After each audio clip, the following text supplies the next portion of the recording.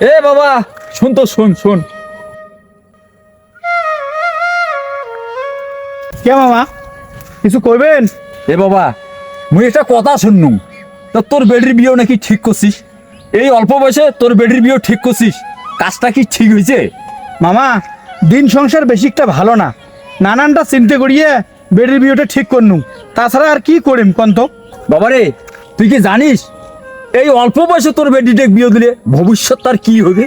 18 বছরের নিচে যদি কোনো ছেলে মেয়েকে যদি বিবাহ দেওয়া হয় এটাকে বাল্য বিবাহ বলা হয়। আর তুই কি জানিস এই বাল্য বিবাহ একটা সামাজিক অপরাধ, আর এই অপরাধের জন্য তোর জেল জরিমানাও হইতে পারে। এই মনে কর তোর বেডিতে একটা শিশু বাচ্চা, আরে তার ঘরে যদি 1 বছর পরে যদি আর একটা শিশু যদি জন্ম নেয় তাহলে তার ভবিষ্যৎটা কি হবে?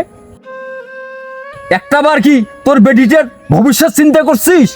মামা এতদিন তুমি এই কথাটা চিন্তা করো নাই মামা, আজকে তোমরা আমার জ্ঞান চক্ষুটা খুলে দিলেন মামা। মুই আজকে ঘটকের বাড়ি যেয়া এই বিয়ে আমি ক্যান্সেল করে দিম মামা, তোমরা মনে সহযোগিতা করেন মামা।